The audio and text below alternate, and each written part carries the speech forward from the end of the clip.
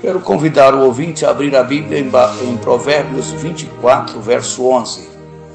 Assim lemos: livra os que estão sendo levados à morte e salva os que cambaleiam, indo para serem mortos. Amigo ouvinte, nossa civilização mundializada, tecnológica, não consegue resolver certas questões fundamentais da vida. Geralmente os sonhos do brasileiro e das brasileiras convivem com os pesadelos, o horror e o esplendor se encontram geralmente. As tremendas maravilhas do terceiro milênio parecem ainda estar longe da maior parte da população do mundo. Tudo não passa de uma verdade inatingível, navegando nos sites da internet. Nesse contorno global, as linhas não se encontram, elas apenas partem do mesmo ponto. Em muitas partes do mundo, as crianças não têm escola. Isso está acontecendo no Brasil por causa dessa pandemia. Elas simplesmente vagueiam como bando de animais sem dono. Lamentavelmente, onde as escolas existem, essas crianças não conseguem entrar lá. E lá querem ensinar toda sorte de coisa que não presta.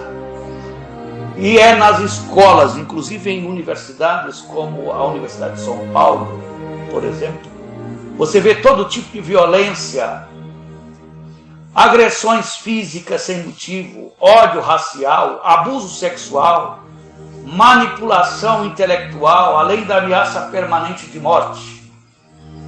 A escola moderna, com todas as suas barras de ferro e mesmo revistas policiais, mais parece um campo de concentração do que uma sala de educação, de cultura e virtude. Em uma grande capital no Brasil, algumas mães disseram há alguns dias atrás que não mandariam mais os seus filhos às aulas, devido a roubos, drogas, estupros, tiros, bombas explodindo já. Não conseguem mais ambiente para aprendizagem, as crianças e os adolescentes. E uma mãe disse assim: prefiro que meu filho cresça analfabeto em casa a vê-lo morto qualquer dia desses. É verdade. As drogas correm à solta nas escolas e nas grandes universidades. Os diretores, professores e funcionários não conseguem e nem têm meios para deter esse avanço implacável sobre os estudantes. A fome, o desemprego, a falta de qualquer perspectiva de vida leva centenas de cidadãos honestos ao desespero e até mesmo a tentativas de suicídio, e até mesmo ao suicídio. Sabem que a automação tornou-se irreversível e as máquinas venceram os trabalhadores. Eles se tornam então presas fáceis de gangues especializadas em aliciar esses miseráveis desnorteados e à beira da loucura. Fiquei horrorizado quando estava lá em Padre Miguel, no Rio de Janeiro, vendo aquelas crianças boas de estar estudando, bem como aviãozinho dos traficantes do bairro Padre Miguel, conheço tudo ali, Barreira do Vasco, próximo ao centro do Rio de Janeiro. O alcoolismo se torna uma saída para muitos que estão passando fome, lamentavelmente. O narcotráfico, uma solução que acaba em caminhos de morte, porque acabam essas pessoas enganjando na marginalidade que seria a opção final de vida. A prisão passa a ser uma chance para quem não quer morrer de fome. Num dos bairros de grande violência do Rio de Janeiro, perguntou a menina de 5 anos, no meio de uma classe, perguntou o seguinte para a menininha: se você tivesse que pedir alguma coisa a Deus, o que você pediria? A menininha, que nem sequer tem uma boneca, respondeu com uma oração emocionada: Eu peço que Deus dê emprego para o meu pai, uma casa para a gente morar e um pouco de paz para a nossa família, porque não suportamos os tiroteios na vizinhança. E desde muito tempo atrás, nós não temos tido sossego nas grandes capitais. A minha tia reside no interior do Rio de Janeiro, numa cidade chamada Nova Angra. Hoje tornou-se um barril de pólvora, um lugar que eu dormia na calçada da tia sem problema nenhum, com um bandido. Hoje todo mundo armado na cidade. Dá tristeza convidar as pessoas para ir à casa de oração, assistir à pregação do Evangelho, vai ver o indivíduo com baita de um 38 na cintura.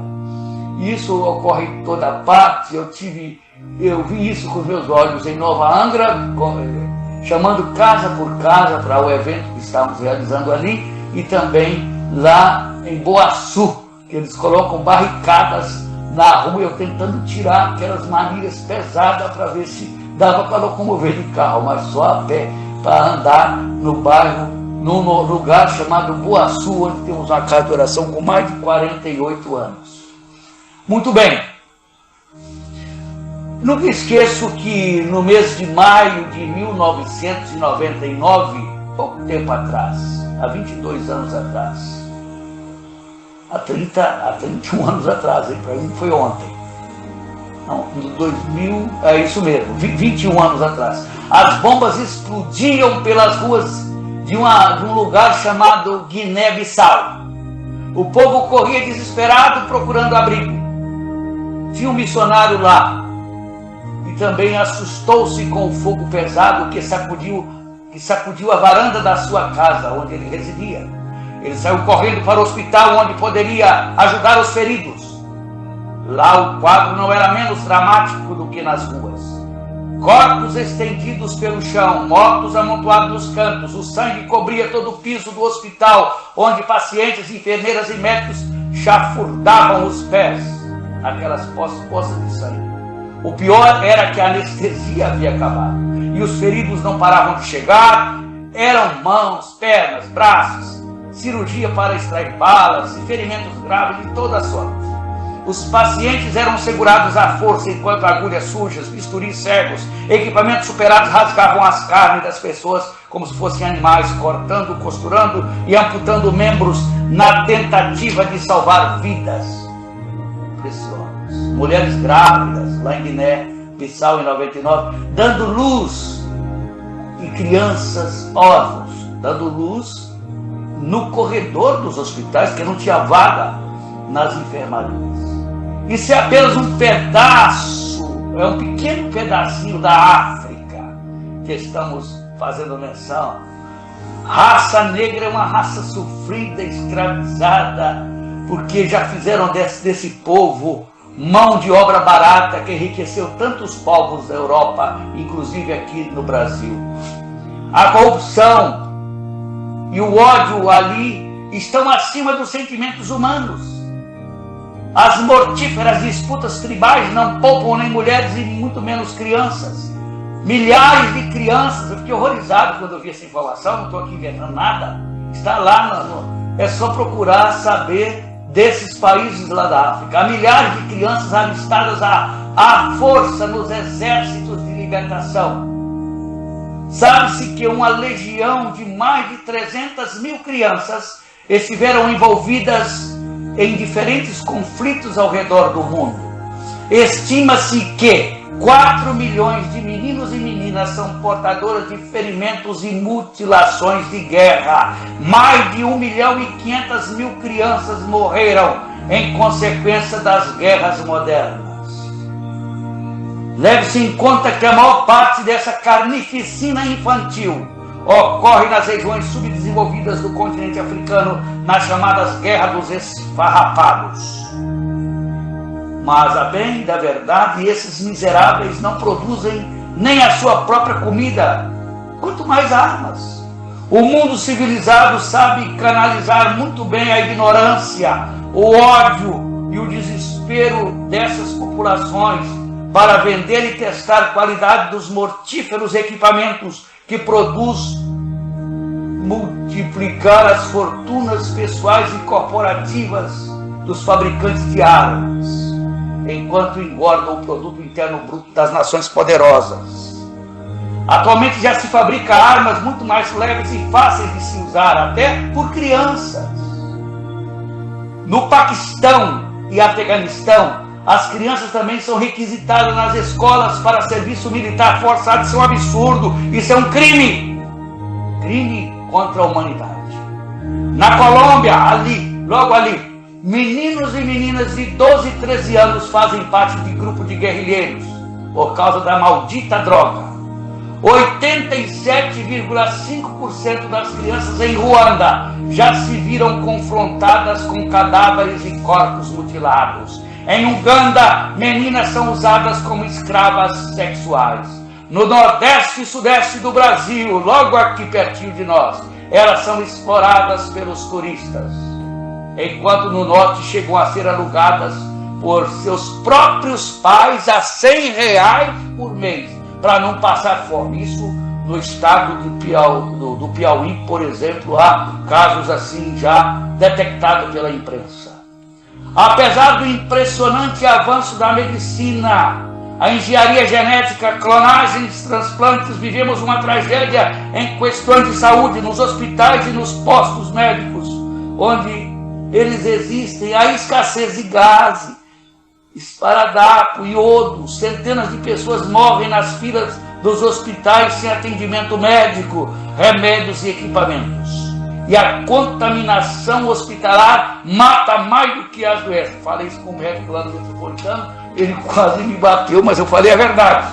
Quase perdi uma prima lá por infecção hospitalar generalizada que desencadeou endocardite, que geralmente leva a óbito. E por um milagre ela ressuscitou.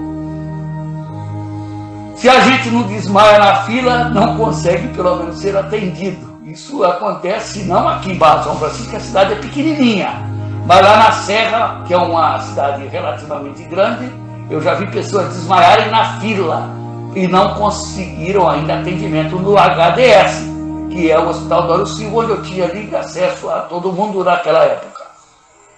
Nossa condição como seres humanos nesse planeta não é nada confortável.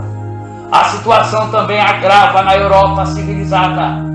Palco de tremendas tragédias durante o século XX, ela consegue na liderança de atrocidades e preconceitos raciais. Nunca vi um povo preconceituoso como o povo europeu, na sua grande maioria. Hoje, europeus e imigrantes enfrentam a mesma fúria, dependendo do sopro dos ventos do nacionalismo e vontade das minorias. A limpeza étnica de Kosovo mesmo, é comparável às atrocidades de Hitler. Os estupros, a perseguição sem trégua, o assassinato de criancinhas e a perseguição aos refugiados já fazem parte de uma cultura que vai se firmando no mais sofisticado dos continentes.